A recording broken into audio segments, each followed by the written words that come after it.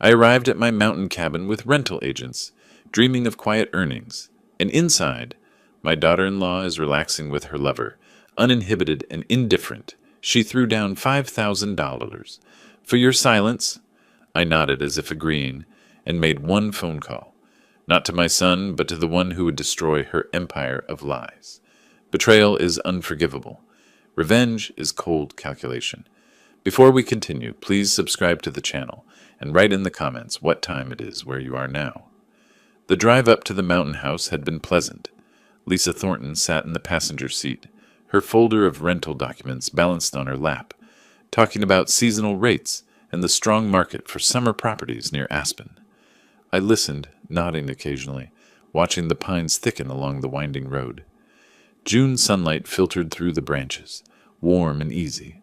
When we turned into the driveway, I saw the car immediately. A silver Audi, unfamiliar, parked too close to the front steps.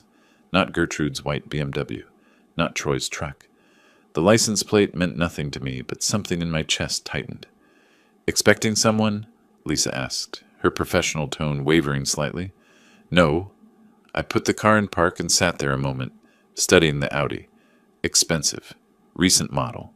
The windows were tinted dark. I climbed out slowly, my knees stiff from the 2-hour drive. The house looked peaceful enough. Log exterior, weathered to a soft gray. The wraparound porch empty except for the rocking chairs I'd bought years ago. But the front door stood slightly ajar. I always locked it. Always. Lisa followed me up the steps, her heels clicking against the wood. I pushed the door wider and stepped into the cool dimness of the entryway. The living room opened before us, spacious and familiar, the stone fireplace dominating one wall, the leather furniture arranged exactly as I'd left it. Then I saw them. Gertrude sat on the couch, a blanket pulled hastily around her shoulders, her dark hair disheveled. A man I'd never seen before stood next to her, barefoot, his shirt unbuttoned, fumbling with his belt. 2 wine glasses sat on the coffee table, half empty, next to a bottle I recognized from my wine rack. Time did a strange thing. It slowed, stretched, made every detail sharp.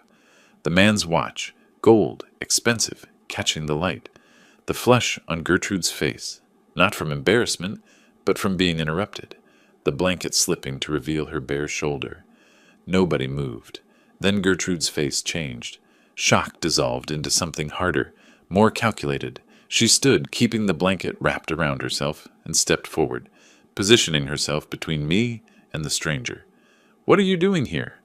Her voice came out sharp, accusing. "You said you weren't coming until next month." I didn't answer right away. 30 years as a veterinarian had taught me that calm authority worked better than volume. I let my hands hang at my sides, kept my breathing even. Behind me, I heard Lisa shift her weight, the folder crinkling in her grip. "This is my house," I said quietly. "That doesn't give you the right to barge in unannounced," Gertrude shot back, her chin lifting. The stranger, young, maybe 35, athletic build, grabbed his shoes from beside the couch and moved toward the back of the room. His hands shook as he tried to put them on while standing. He wouldn't look at me. "Whatever you think you saw," Gertrude continued, her voice dropping into a warning, "you need to forget it. This is none of your business." I said nothing. My eyes tracked the stranger as he stumbled toward the hallway that led to the back door. Gertrude stepped closer to me, blocking my view. "I'm serious, Wilfred. Stay out of my life." The back door opened and slammed. Through the window, I watched the stranger sprint toward the Audi, nearly dropping his keys twice before he got the door open. Gertrude's expression softened, just slightly. She tilted her head, adopting a different tone. Reasonable, almost gentle. "Look, I know this looks bad, but Troy doesn't need to know about this. It would only hurt him." That much was true. The image of my son's face when he found out made my stomach turn. "You're right," I said, my voice flat. "It would hurt him." She relaxed a fraction, misunderstanding. "Exactly. So we're on the same page." Behind me, Lisa cleared her throat. "Mr. Myers, should I wait outside?" I didn't turn around. "Stay. I need a witness." Gertrude's face hardened instantly, the softness evaporating. "A witness? For what? You wouldn't dare tell Troy. He'd never believe you anyway." She was probably right about that, too. Troy adored her, had since the day they met 8 years ago at some charity auction. She'd swept into his life like a force of nature, beautiful and confident, and completely certain of her worth. I'd had my doubts from the beginning. The way she measured everything in monetary terms, the way she spoke to service workers, the slight curl of her lip when Troy mentioned his teaching salary. But I'd kept them to myself.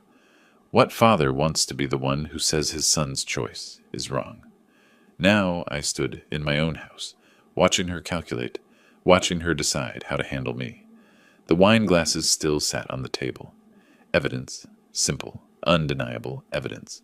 I felt something shift inside me. Not rage exactly. Something colder, more methodical. The same feeling I got when I had to put together a diagnosis from scattered symptoms, when I had to see the pattern nobody else could see. Wilfred, Gertrude's voice had steel in it now. Whatever you're thinking, stop. Think about Troy. Think about your grandson. You want to blow up their lives because you walked in at the wrong moment? I met her eyes. She stared back, unflinching. Behind all that beauty and confidence, behind the designer clothes and the practiced charm, I saw exactly what she was. Not complicated, not conflicted. Just someone who'd been caught and was now working out how to avoid consequences. I'm not the one who blew anything up, I said. She blinked, thrown for just a second, then recovered. Fine. Be self-righteous. But if you tell Troy some twisted version of what you think you saw, I'll make sure he knows you've been trying to turn him against me for years. Outside, the Audi's engine roared to life. Tires spun on gravel, and the car fishtailed slightly before straightening and disappearing down the drive. Gertrude watched it go, her shoulders tense. When she turned back to me, her expression had shifted again, calculating, measuring. We should talk, she said, privately. Gertrude moved to the glass doors that led to the terrace, sliding one open. Mountain air rushed in, cool and pine-scented. She stepped outside, the blanket still wrapped around her like armor, and waited for me to follow. I glanced at Lisa. She stood frozen by the entrance, her face carefully blank, the folder of rental documents crushed against her chest like a shield. I'll be right here, she said quietly. I nodded and walked out to the terrace. The view stretched for miles. Pine forests sloping down into valleys, distant peaks still touched with snow. Gertrude stood at the railing, her back to me, her hair lifting slightly in the breeze. You're going to tell him, aren't you? She said without turning around. Should I lie to my son? She spun to face me then, her eyes bright with something between fury and desperation. Lying and protecting are different things. You tell Troy what you saw, and you destroy him. You destroy our family. Is that what you want? I didn't destroy anything. You keep saying that. She laughed, sharp and bitter. Like you're innocent in all this. You've never liked me, Wilfred. Never thought I was good enough for Troy. This is just your excuse to finally drive us apart. I kept my face neutral, my hands loose at my sides. She was probing, testing, trying to find the angle that would work. I'd seen this before in frightened animals, the ones who bit because they didn't know any other way to respond to threat. Have I? I asked. What? Have I tried to turn him against you? The question seemed to confuse her. She opened her mouth, closed it, recalibrated. When she spoke again, her voice had changed completely. Reasonable, almost businesslike. Look, we're both adults here. She crossed her arms, the blanket slipping, to reveal she'd pulled on her shirt. I'll give you $5,000. Cash? Transfer? However you want it. I waited. For what? I asked finally. For giving me time to handle this my way. Troy deserves to hear this from me, not from you. $5,000? Not a fortune, but significant enough to seem serious. She thought she understood me, thought I was simple enough to be bought, old enough to prefer avoiding conflict, concerned enough about Troy to take the easy way out. 5,000, I repeated, letting the words hang in the air. Her face brightened. Yes, that's fair, isn't it? For your discretion? I nodded once, slowly. Not agreement, exactly. Just acknowledgement that I'd heard her. Relief flooded her expression. Good. I knew you'd be reasonable. I'll have it transferred by tomorrow. You'll have your money, and Troy won't have to deal with any of this unpleasantness. Unpleasantness. That's what she called it. as if she'd spilled wine on the carpet instead of betraying my son in his father's house. "I need to make a phone call," I said. She waved a hand, dismissive. "Of course, whatever you need." I walked back inside, past Lisa, who hadn't moved from her spot near the door. She gave me a small, tight smile, sympathy mixed with acute discomfort. I pulled my phone from my pocket and stepped into the far corner of the living room, near the fireplace. Patrick Doyle answered on the third ring. "Wilfred, long time. What can I do for you?" "Patrick, it's a family matter, legal implications. I need to meet with you tomorrow, if possible." His tone shifted, professional concern replacing casual friendliness. "Of course. What kind of legal matter? Estate planning?" "No." I kept my voice low, but didn't bother to hide it completely. Through the glass doors I could see Gertrude watching me, trying to read my body language. I have a witness, and I need to know my options. Silence on the other end. Then, "I see. How about 9 tomorrow morning? My office?" "That works."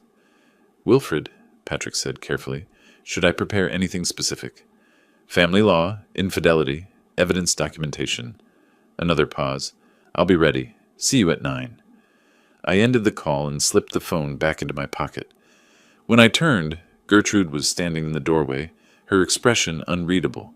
She'd changed, fully dressed now in jeans and a silk blouse, her hair smoothed back.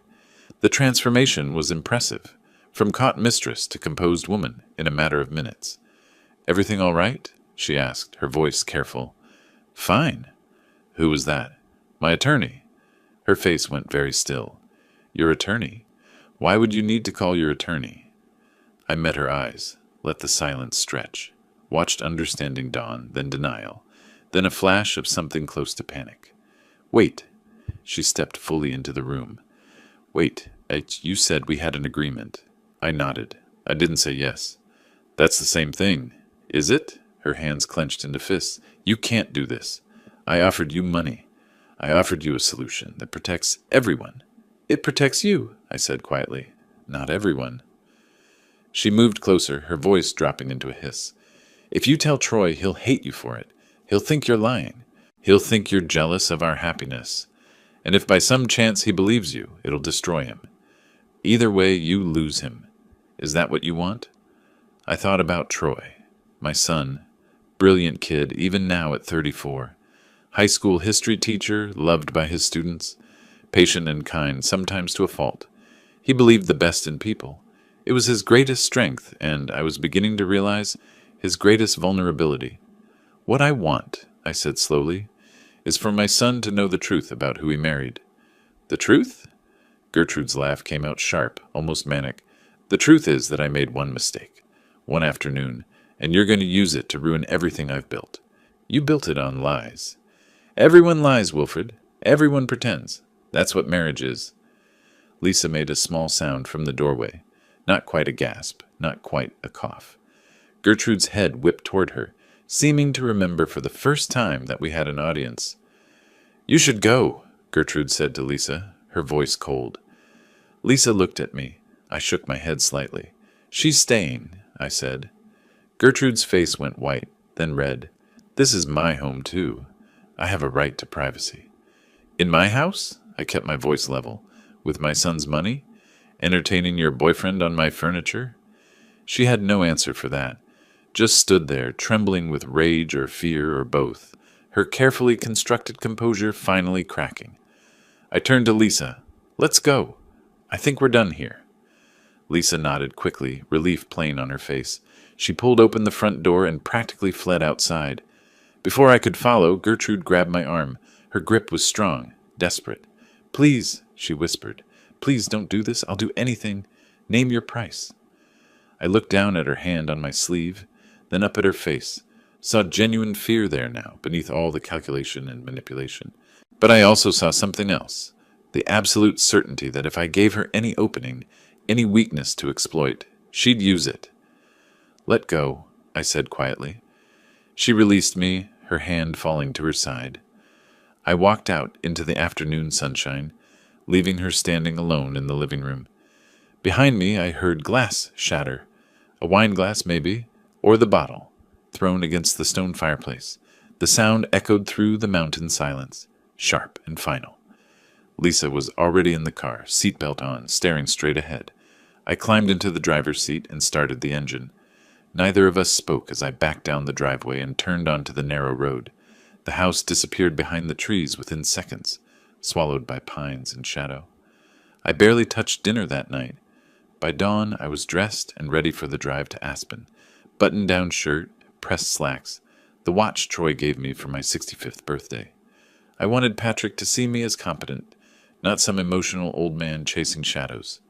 The notebook sat on the passenger seat, filled with details I'd written down after midnight when sleep wouldn't come. Timeline, observations, the color of Darren's watch, the brand of wine, everything. Patrick Doyle's office sat above a coffee shop in downtown Aspen, wood-paneled and lined with law books that looked actually read, not decorative.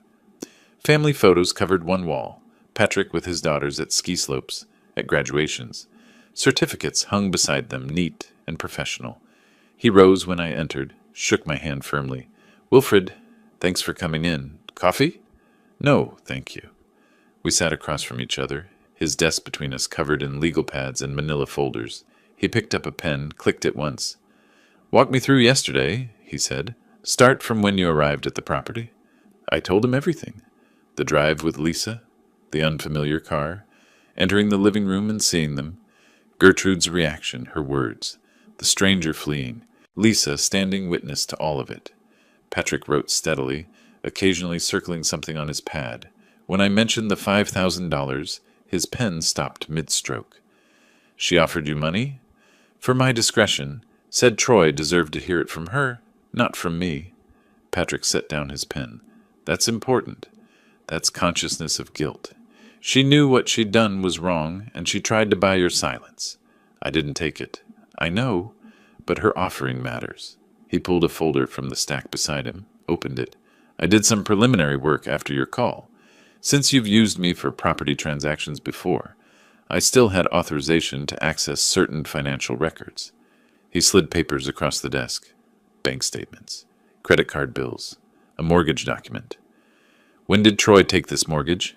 I scanned the page, saw the amount, felt something cold settle in my stomach. $620,000. "March," I said slowly. "He mentioned it briefly, said they were refinancing." "This isn't refinancing. This is new debt at 6.8%. "Where did the money go?" "I don't know." Patrick pulled out more papers, spreading them like cards in a hand. His finger tracked down columns of numbers, stopping at highlighted sections. "Look at these charges.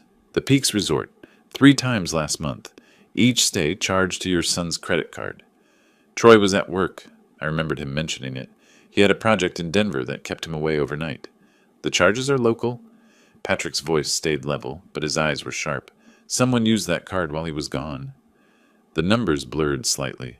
I forced myself to focus. $8,000 last month alone. Hotels. Restaurants I'd never heard Troy mention. Gifts from jewelry stores. "How long has this been going on?" I asked. "Based on the spending patterns?" "At least 6 months, possibly longer." 6 months. While Troy worked late hours teaching history to teenagers, while he worried about budget cuts and curriculum changes, Gertrude had been spending his money on another man. "I have a witness," I said. "Lisa saw everything. Isn't that enough?" Patrick leaned back in his chair, fingers steepled. "For a conversation between us, yes. For a court case, no. Colorado judges want documentation, photographs, financial records showing affair-related expenses, electronic communications if possible. How long does gathering that take? Weeks, maybe a month if she's careful." A month. 4 more weeks of watching Troy live in ignorance while I sat on this knowledge. "I need to tell him," I said. "No." Patrick's voice went firm. "You cannot tell Troy yet. If you do, Gertrude will know we're building a case. She'll stop meeting her lover, delete communications, move money. We need her to feel safe." "You want me to lie to my son?" "I want you to protect him." "There's a difference." I stared at the papers spread across the desk. Evidence of betrayal, quantified in dollars and dates. Troy trusted me. Always had. And now I was supposed to smile at him, make small talk, pretend everything was fine while his wife dismantled his life piece by piece. What do I need to do? I asked finally. Patrick pulled a business card from his desk drawer, not from the top, but from deeper in the stack. He set it in front of me. Marcus Chen, former detective, now private investigator. Discreet. He won't approach subjects directly, just documents their activities. Patrick tapped the card. I've used him before. He knows what courts need. I picked up the card. Simple design. Name, number, nothing else. This feels wrong, I said. It is wrong, but it's also necessary. Patrick gathered the financial statements, sliding them back into the folder. Gertrude has had months to establish her pattern. We need to match that with documented evidence. Otherwise it becomes, he said, she said, and she'll claim you're jealous or confused or trying to break up their marriage. I don't want to break up their marriage. She already did that. Then help me prove it properly. I left Patrick's office an hour later with Marcus Chen's card in my pocket and a strategy that felt like swallowing glass. Act normal. Don't alert Gertrude. Let Troy remain happy and oblivious while we built an irrefutable case. The drive home took forever.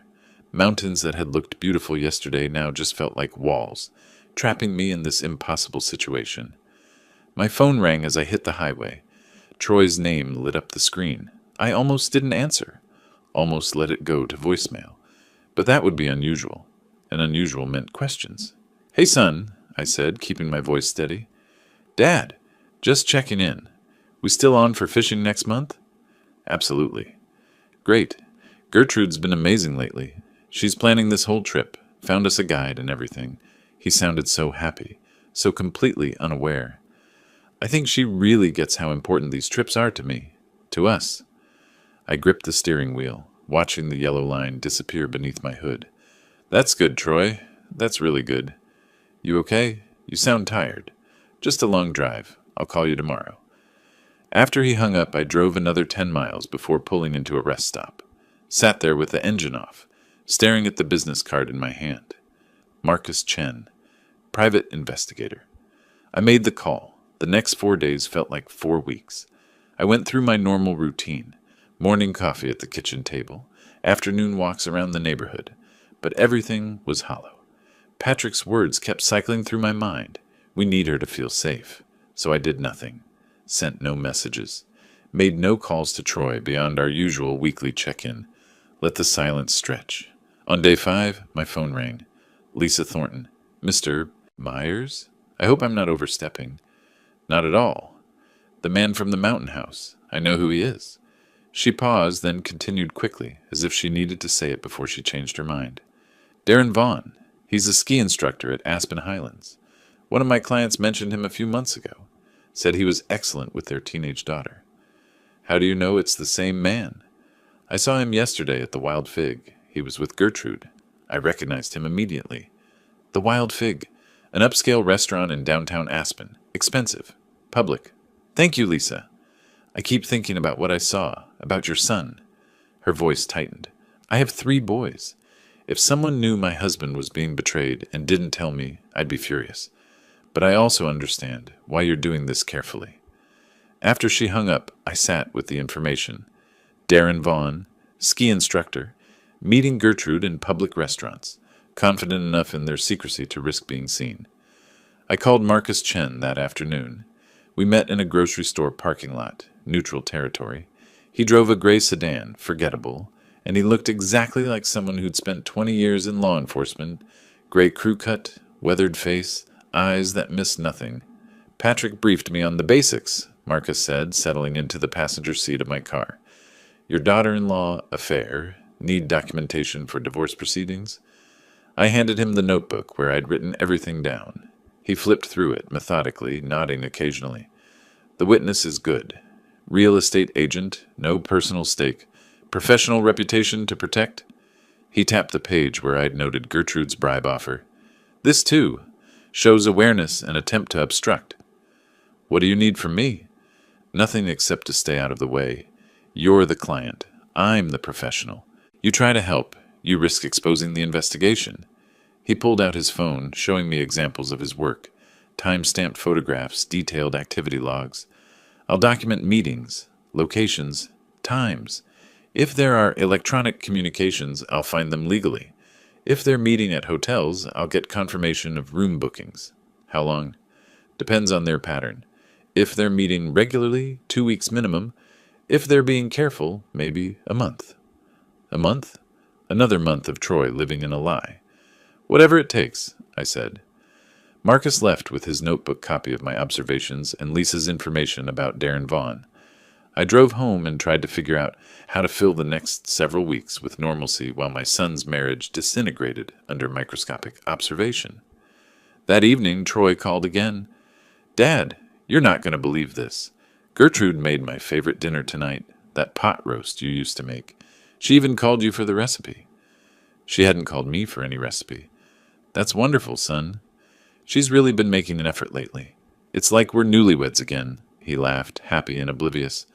"I know you and she haven't always seen eye to eye, but I really think she's trying to build bridges. She even asked if we could invite you over for dinner next week." My hand tightened on the phone. Building bridges, creating witnesses to their happy marriage. Gertrude was smarter than I'd given her credit for. "I'd like that," I managed. "Perfect. I'll have her call you to set it up." After the call ended, I stood at my kitchen window, watching darkness settle over the neighborhood. Lights came on in houses up and down the street. Families gathering for dinner. Normal evenings. Normal lives. I thought about the $5,000 Gertrude had offered. Hush money. The price of my discretion. She believed she understood me, believed she could buy my silence or manipulate my concern for Troy into inaction. She was wrong. 3 days later, my phone buzzed with a text from Marcus. "First set of documentation complete." "Meeting?" We met at a coffee shop on the edge of town early morning before the rush. Marcus slid an envelope across the table. Inside were photographs. Time-stamped, high resolution, damning. Gertrude and Darren at the Wild Fig, seated close, her hand on his. The Peaks Resort, both entering together, 40 minutes apart to avoid suspicion. A rental property I didn't recognize. Darren's car parked outside for 3 hours while Troy was at work. "She's not being careful," Marcus said quietly. "Meeting him twice a week, sometimes 3 times, always during your son's work hours. Same locations, same patterns. It's almost like she thinks she's invincible." "Because she paid me off," I said. "She thinks I took her deal." "Did you?" "No." Marcus nodded, unsurprised. "I'll continue surveillance. Need at least 2 more weeks to establish consistent pattern. Courts like consistency proves its ongoing behavior, not one-time mistake." I studied the photographs. Gertrude looked happy in them, relaxed, more animated than I'd ever seen her with Troy. "There's one more thing," Marcus said, pulling out his phone. He showed me a financial transfer record. $5,000 deposited into an account under your name. She actually followed through. I never gave her my account information. She didn't need it. She used your property records from the mortgage filing. It's all public information." He put his phone away. "Which means when this goes to court, there's now a paper trail of her attempting to bribe you. She incriminated herself." The coffee shop door opened, bringing in a burst of cold air and 2 women laughing about something. Normal morning, normal lives. Everything around me continuing as if the world hadn't just rearranged itself into something unrecognizable. "Keep going," I told Marcus. "I need enough evidence that there's no question. No room for her to manipulate the narrative." "You'll have it." I drove home with the envelope tucked into my jacket pocket, carrying proof of what I already knew, but hadn't wanted to believe. Gertrude wasn't just unfaithful. She was systematic about it, calculated. She'd created a routine of betrayal, scheduled and maintained like any other appointment in her calendar. That night, I couldn't sleep, lay in bed staring at the ceiling, thinking about Troy's voice when he talked about her making pot roast, about him believing she was building bridges while she was actually building alibis. I thought about justice and revenge and whether there was any real difference between them. Patrick called it protecting my son. Marcus called it documenting evidence. Gertrude would call it whatever she needed to call it to escape consequences. I called it the truth. And the truth, I was learning, required patience and precision and a willingness to let someone you loved walk through fire just long enough to prove they'd been burned. 2 more weeks, Marcus had said. I could wait 2 more weeks. I'd wait as long as it took. 3 days crawled by before I made my move. Marcus had sent his latest surveillance report. Gertrude's routine was clockwork. The Daily Grind coffee shop every Tuesday and Thursday morning at 10. Always alone. Always at the corner table near the window. Tuesday morning I dressed carefully. Jeans instead of slacks. Flannel shirt instead of button-down. The newspaper tucked under my arm. A prop, but a convincing one. I needed to look casual, harmless. An old man getting his morning coffee. Nothing more. The Daily Grind sat 3 blocks from a fitness center Gertrude frequented. Marcus had photographed her leaving the gym and walking directly here twice last week. I arrived at 9:55, ordered a black coffee, and scanned the room as if looking for a seat.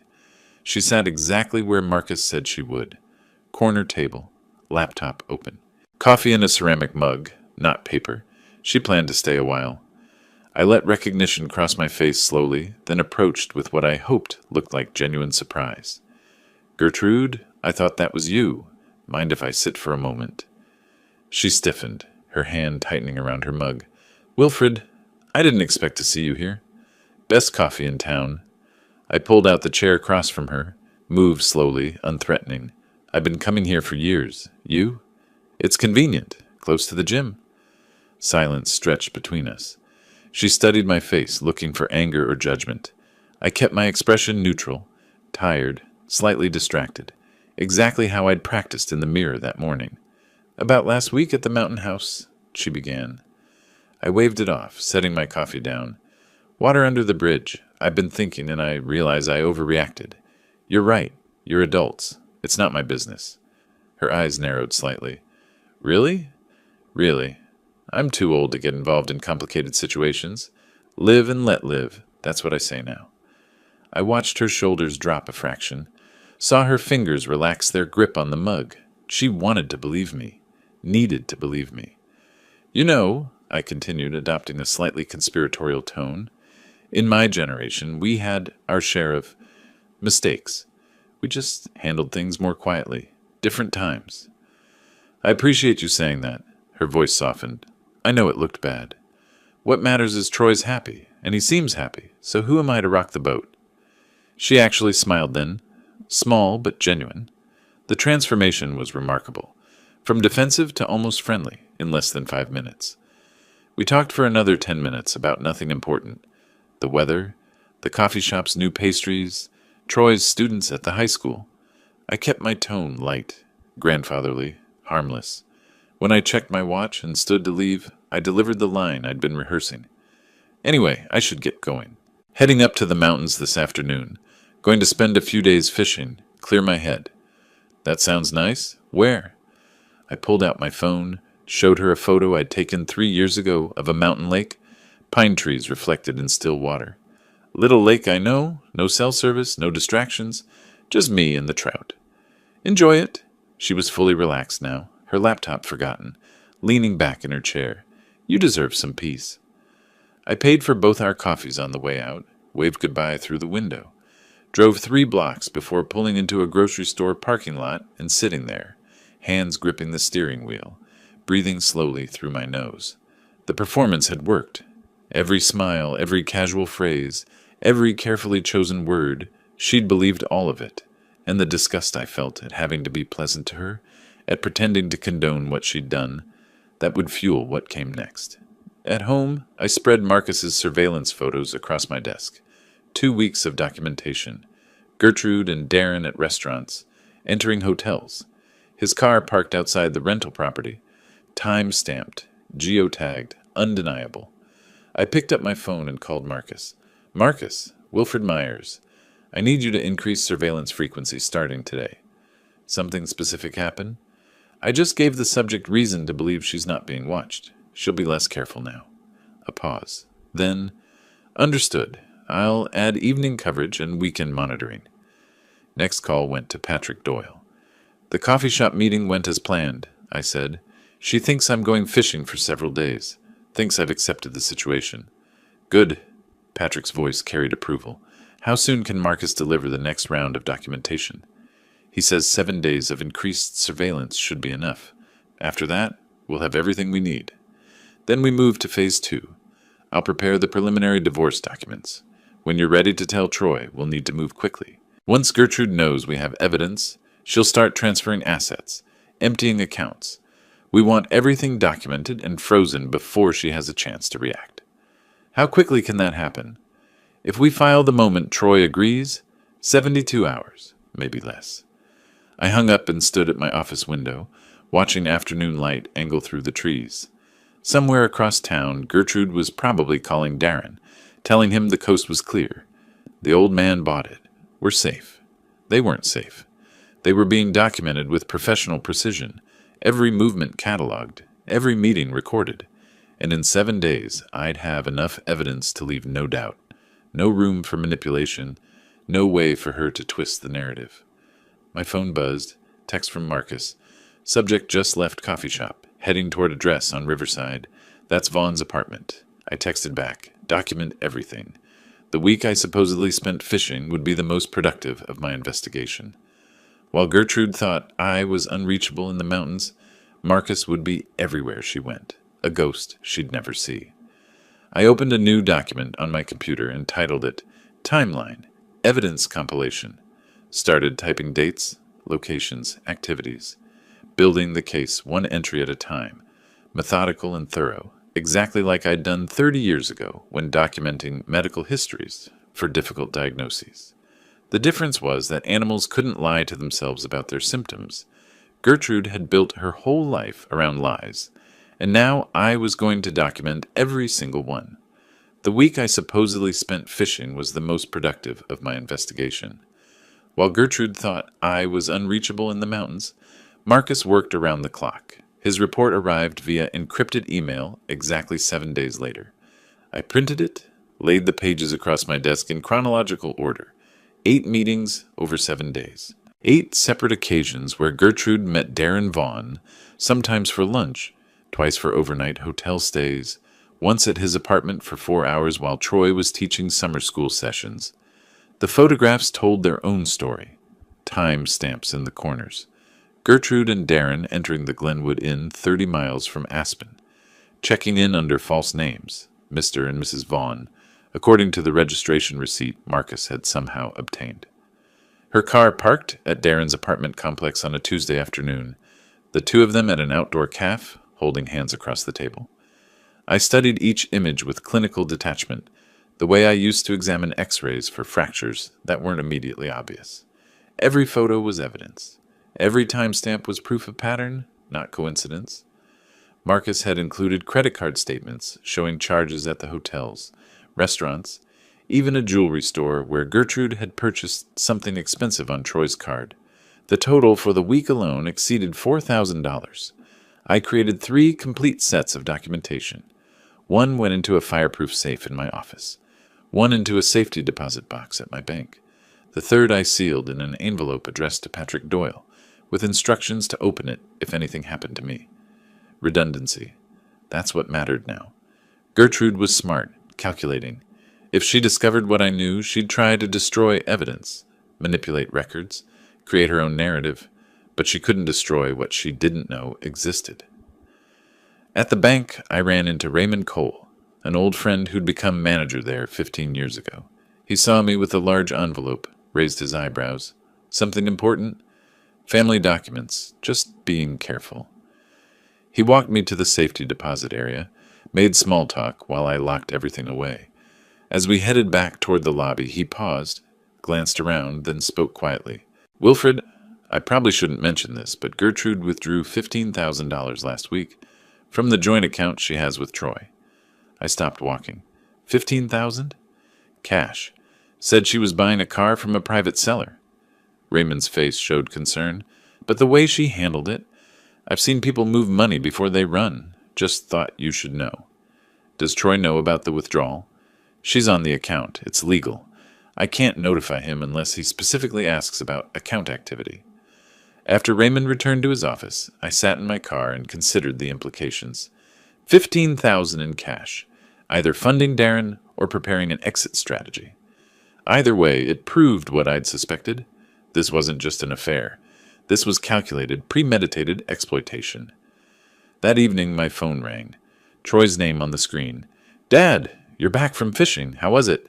Quiet, peaceful. Caught some good-sized trout. Wish I could have joined you. Listen, weird question. Did you see Gertrude downtown last week? She mentioned running into you at a coffee shop. I paused, choosing my words carefully. I did, actually. Thursday morning before I left. Just briefly. She said you two had a nice conversation, that you seemed different. More accepting, she said. We're all adults, Troy. Past is past. That's good. Really good. He sounded relieved. Hey, she also mentioned she told you about her Denver trip last month. The one to see her friend, Marissa.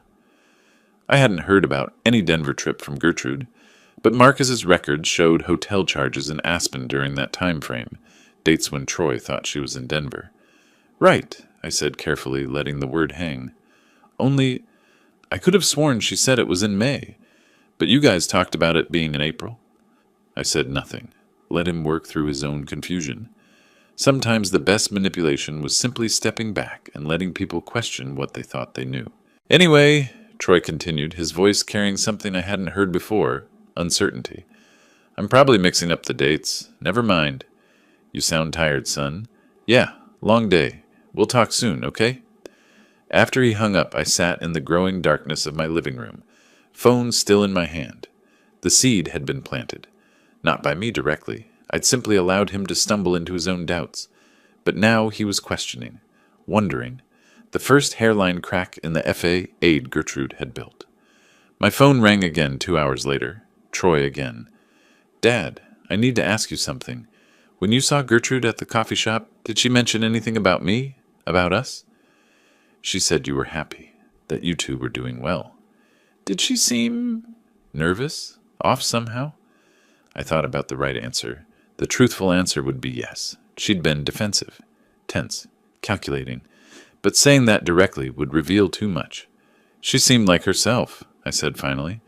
I asked her about the Denver date thing, about whether it was April or May. His voice dropped. She got really defensive.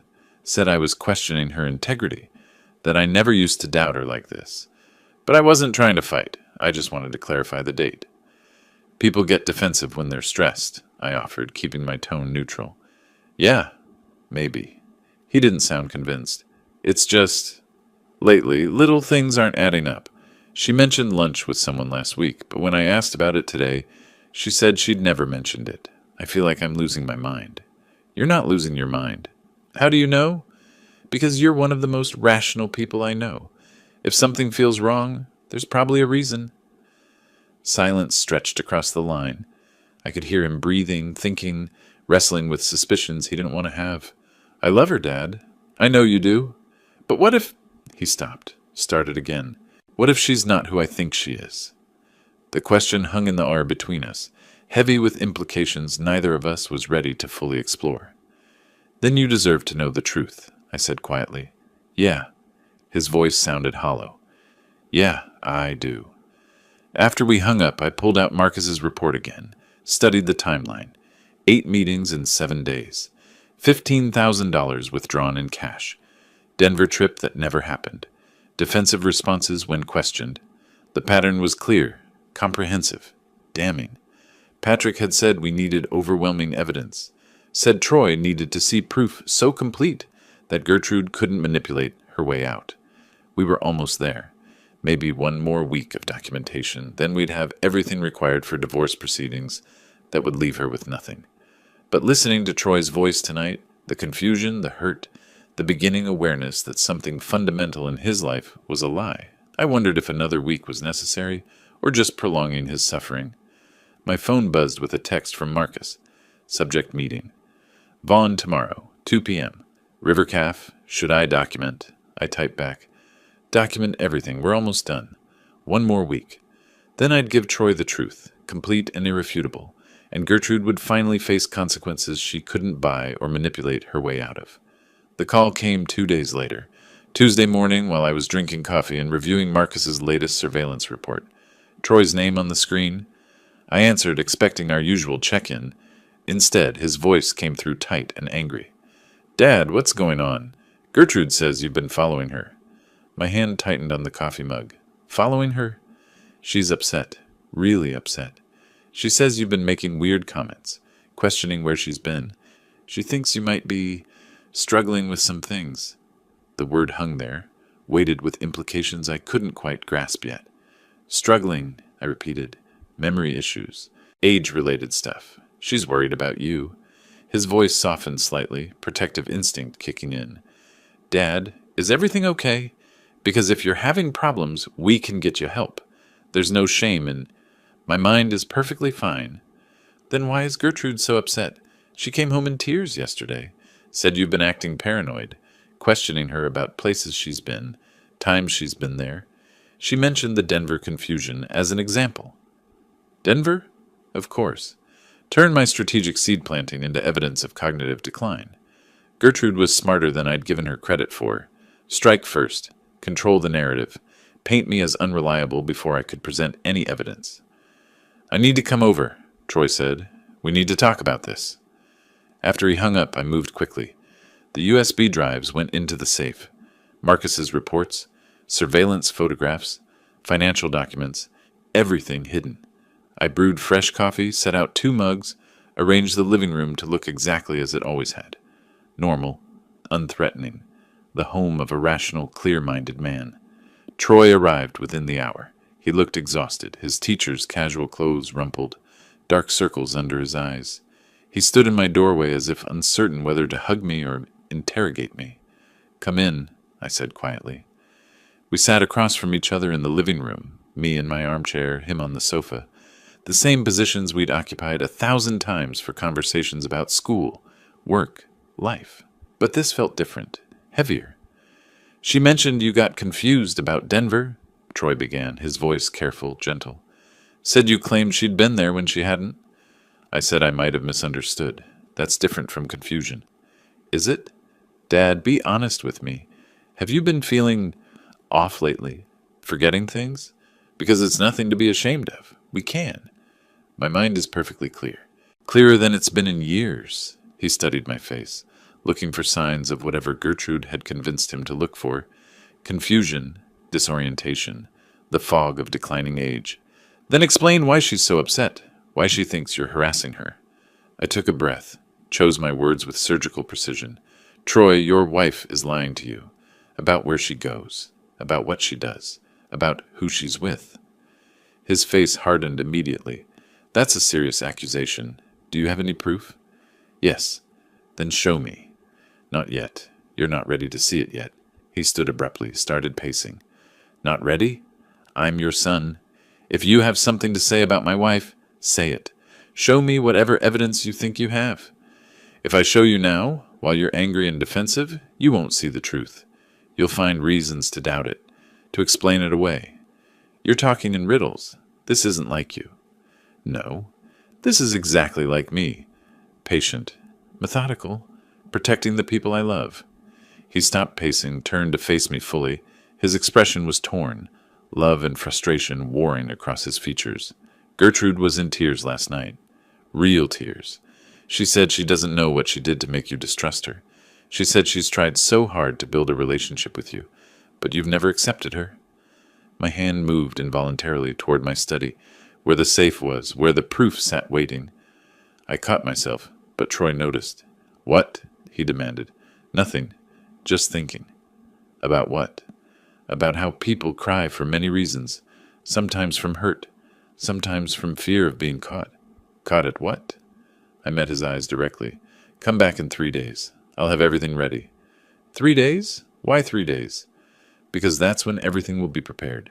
Documents, evidence, everything you need to see the truth clearly. Why not now? Because right now, you're not ready to accept what I have to show you. In 3 days, you will be. He stood there, hands clenched at his sides, clearly torn between demanding answers and trusting my judgment. Finally, he shook his head. I don't know what to believe.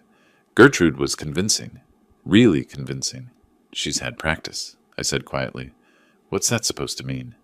3 days, Troy. Then you'll understand everything. He moved toward the door, stopped with his hand on the knob, turned back to face me. Dad, if you're wrong about this, if you're making accusations based on confusion or paranoia, it could destroy my marriage. Do you understand that? I understand perfectly. Then you better be absolutely certain. I am. He left without another word. I watched through the window as he sat in his truck for several minutes before starting the engine.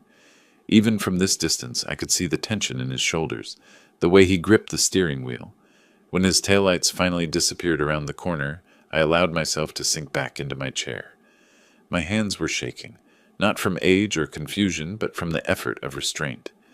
Every instinct had screamed to show him everything immediately, to vindicate myself, to expose Gertrude's manipulation for exactly what it was.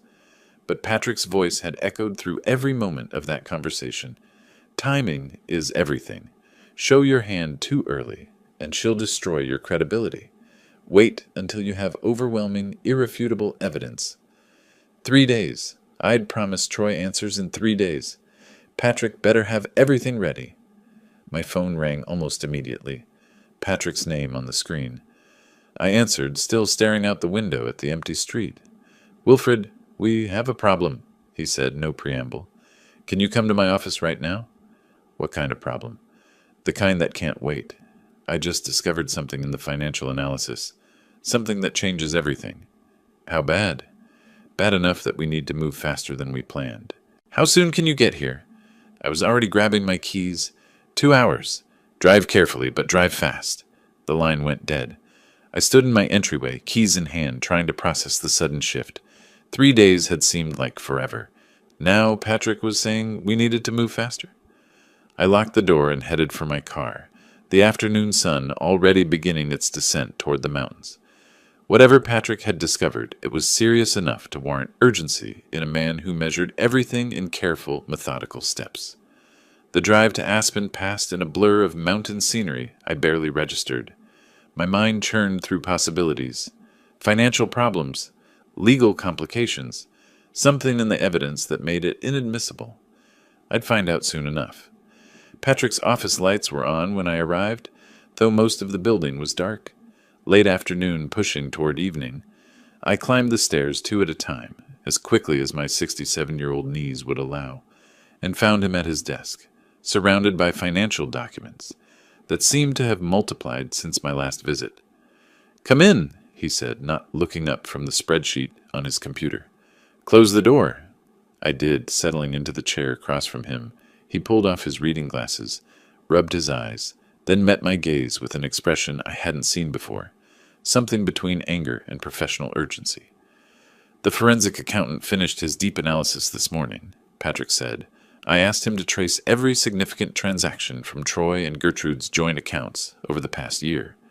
What he found," he shook his head, "Wilfred, this is worse than we thought." He turned his computer screen toward me, showing a spreadsheet dense with numbers. His finger tracked down a column highlighted in red. "These are transfers to an account in the Cayman Islands. $83,000 over the past 8 months. Small amounts at first, 3,000, 5,000. Then larger, 15,000 at a time. The pattern started last October and accelerated in March." I stared at the numbers, feeling something cold settle in my stomach. "Troy doesn't know about this account." "I'm certain he doesn't. It's in Gertrude's name only. The money was transferred from their joint account, in increments, calculated to stay below reporting thresholds. Someone advised her on how to do this without triggering automatic bank reviews." "The 15,000 Raymond mentioned?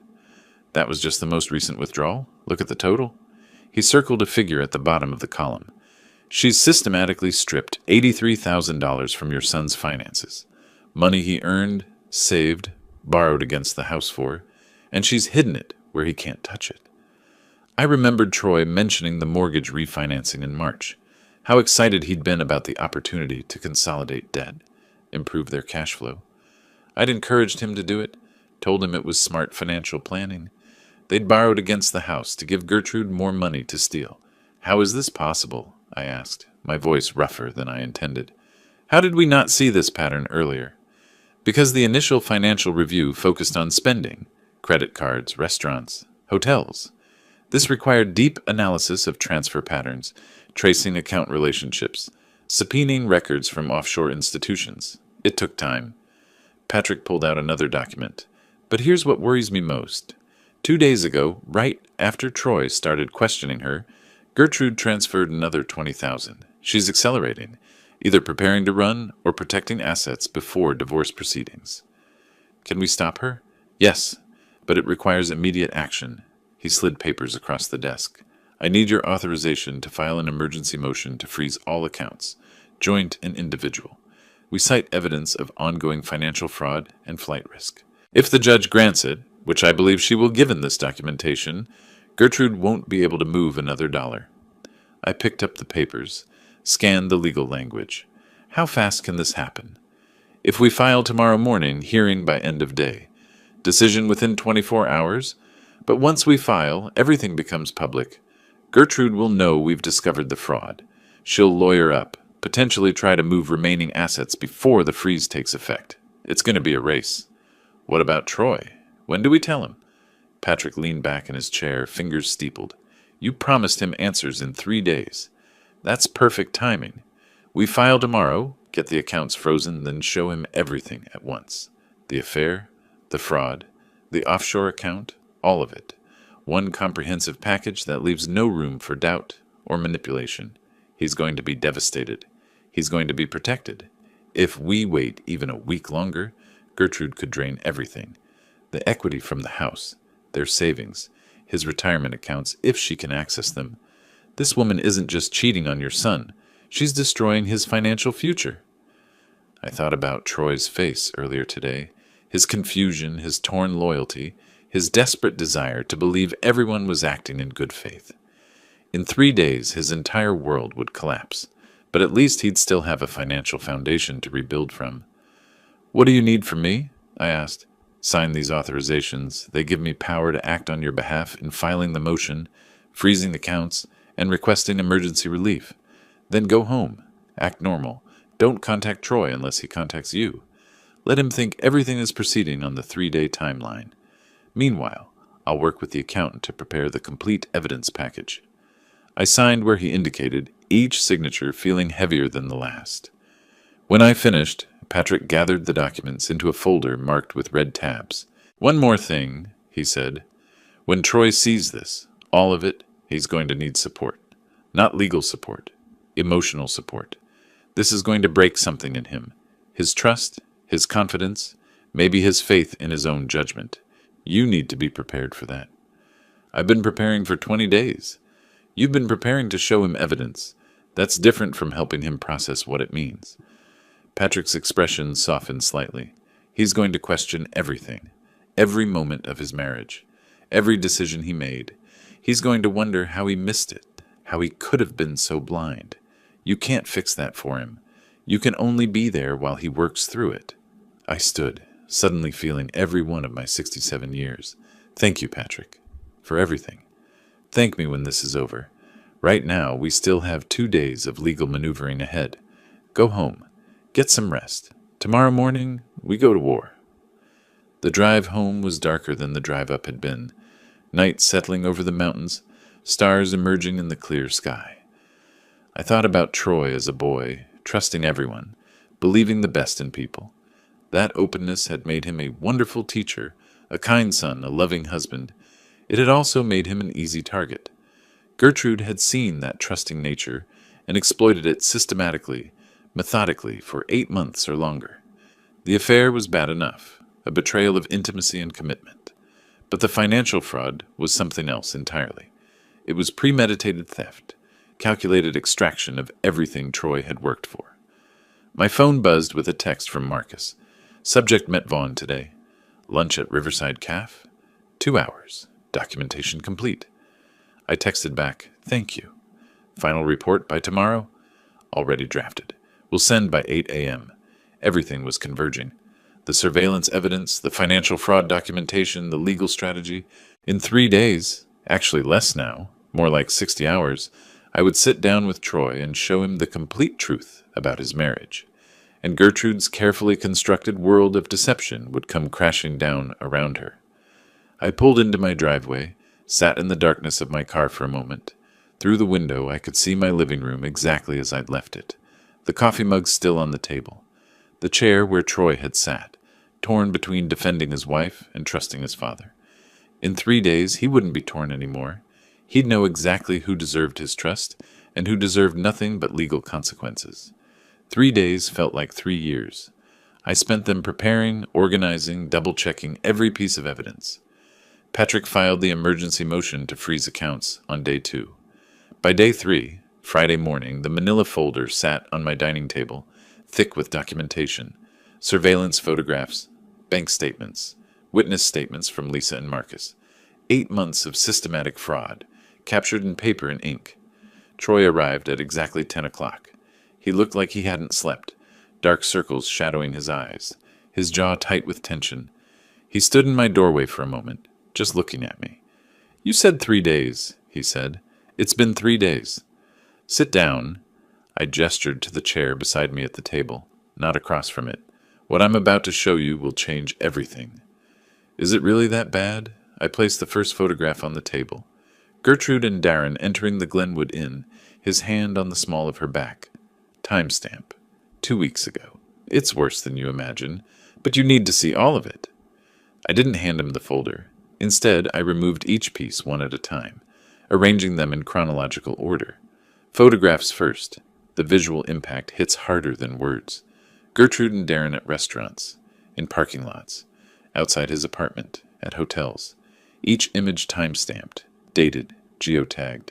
Troy picked up the third photograph with shaking hands. The Glenwood Inn again, this one showing them kissing beside Darren's car. "This was taken at the Glenwood Inn 2 weeks ago." His voice came out hollow. "I was in Denver for work. I know. She told me she was visiting her sister. Her sister lives in Arizona. She lied. She's been lying for months." He set the photograph down carefully, as if it might shatter. His posture was changing, starting upright and defensive, gradually slumping forward until his elbows rested on his knees, head in his hands. I laid out the financial documents next. Bank statements with highlighted transfers, the offshore account information, the totals circled in red. Troy read them slowly, his finger tracing the numbers. $83,000. To where? Cayman Islands, offshore account in her name only. His jaw clenched. When he spoke, his voice carried a quiet fury I'd never heard before. "We've been arguing about money. She said we couldn't afford new furniture, couldn't take a vacation, said we needed to be more careful with expenses, and she's been stealing." "Not stealing, planning her exit. You would have been left with a mortgage and empty accounts." He looked up at me then, and I saw my son break. Not tears, something worse. A terrible, cold understanding. "How long have you known?" "Since the mountain house. 3 weeks ago." "Why didn't you tell me then?" "Would you have believed me without proof?" He sat with that question for a long moment. Finally, "No, probably not." "She would have convinced you I was confused or malicious. She tried exactly that 3 days ago, claiming I had cognitive problems." I placed Lisa's witness statement on the table. This way, the evidence speaks for itself. He read through Marcus's surveillance report, the detailed timeline, 8 meetings over 7 days, hotels booked under false names, credit card charges for gifts Troy never received. "I thought she loved me," he said quietly. My hand touched his shoulder briefly, not pity, just contact, presence. "You married who she pretended to be. That's not your failure." He stayed for 2 more hours, going through everything, asking questions, processing the systematic nature of her deception. When he finally stood to leave, his face was set in grim determination. "I'm going home. I'm confronting her tonight. Do you want me to come?" "No. This conversation has to be between us." He paused at the door. "But I'll call you after." He left. I cleaned up the evidence, returned everything to the folder, and waited. The call came 3 hours later. I was standing in my kitchen when my phone rang, Troy's name on the screen. "It's done." His voice sounded flat, drained. I could hear his truck engine running, the hollow acoustics of speakerphone. What happened? "She tried everything. Denied it first, said the photos were manipulated, that you'd orchestrated everything because you hated her. Then when I showed her the bank statements, she crumbled, called it a mistake, said she'd pay everything back." He laughed, bitter and short. "I asked her about Darren. She had no answer for that." "Where is she now?" "At the house. I packed a bag. She tried to stop me, grabbed my arm, begged me not to leave.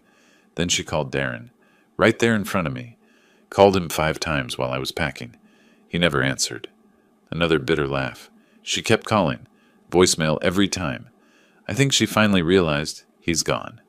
The moment this became real, he disappeared. Where are you now? Sitting in a parking lot trying to figure out where to go? Come back here. I'll leave the door unlocked. Okay? His voice cracked slightly. Dad, thank you for protecting me, even when it hurt. He arrived an hour later carrying a duffel bag. I showed him to his old bedroom, the one he'd slept in as a teenager. We didn't talk much. What was there to say? Neither of us slept well that night. I heard him moving around at 3 a.m, getting water, pacing in the hallway. I stayed in my room, giving him space to process. Morning came gray and cold. I made coffee while Troy sat silently at the kitchen table, staring at nothing. We drove separately to Patrick's office. Troy needed to feel in control of something, even if it was just his own steering wheel. Patrick had documents prepared. He walked Troy through each one with professional compassion, explaining what he was signing and why. Troy, I need you to understand what we're filing. Divorce based on adultery and financial fraud. We're seeking full asset protection and recovery of stolen funds. Your accounts have been frozen as of yesterday afternoon. Gertrude can't move any more money. Will she fight it? Her lawyer might try. But with this evidence, they have no ground to stand on. The surveillance is time-stamped and professionally documented. The financial records show systematic fraud. Your father's witness, Lisa Thornton, is a real estate professional with no stake in the outcome. It's airtight. Troy signed where Patrick indicated. His hand was steady. When he finished, he set down the pen and looked at Patrick directly. Then let's finish this. I sat to the side during the entire meeting, just present for support. This was Troy's decision, Troy's signature, Troy's future. My part was done. I'd gathered the truth and protected him from further theft. Now he was taking control of his own life. We left Patrick's office an hour later. The divorce papers had been filed. The emergency motions had been submitted to the judge. The legal machinery was grinding forward, inevitable and thorough. Troy stood beside his truck in the parking lot, keys in hand.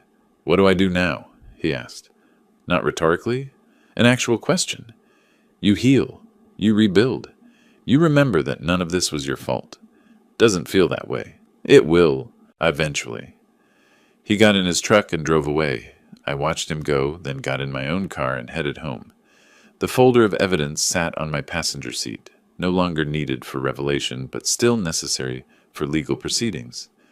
3 weeks ago, I'd walked into my mountain house and found my son's wife with another man. Today, the truth was finally out. The accounts were frozen. The evidence was filed. Gertrude's carefully constructed world had collapsed completely. No husband, no money, no lover to run to. Just consequences, arriving exactly as they should. The preliminary hearing came 2 weeks later. Judge Martinez was direct, reviewing the evidence without patience for weak arguments. Surveillance photos, financial records, offshore accounts, everything laid bare in open court.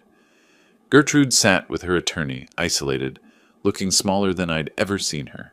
No Darren beside her, no friends in the gallery. The judge's ruling was swift. Troy kept the house. $67,000 of the stolen $83,000 was recovered. Gertrude received $5,000 as temporary support, nothing more. No maintenance. The affair and fraud had stripped away any claim to Troy's assets. Outside the courthouse, Troy's shoulders seemed straighter, but his eyes held no satisfaction. I should feel vindicated, he said, but I just feel empty. That's normal, I told him. Justice achieved doesn't erase the pain. We drove to the mountain house that afternoon, reclaiming the space where everything began. Standing on the terrace, watching the mountains in afternoon light, Troy said, I want to repaint this room, change the furniture, make it different. We can do that. We spent the rest of the day planning renovations, paint colors, new layouts, small projects that would take weeks, practical conversation grounded in the physical world rather than loss and betrayal. As sunset painted the mountains gold, Troy finally spoke what had been weighing on him. Thank you for being patient, for building the case instead of just telling me. If you'd accused her without proof, she would have poisoned me against you. You'll never lose me, I said. The truth had been told. Evidence had spoken. Justice had been served. Gertrude faced her consequences. Troy had protection and a path forward. It wasn't a happy ending, but it was an honest one, and sometimes that's enough. If you like this story, please like this video, subscribe to the channel, and share your impressions of this story in the comments. To listen to the next story, click on the box on the left. Thank you for watching.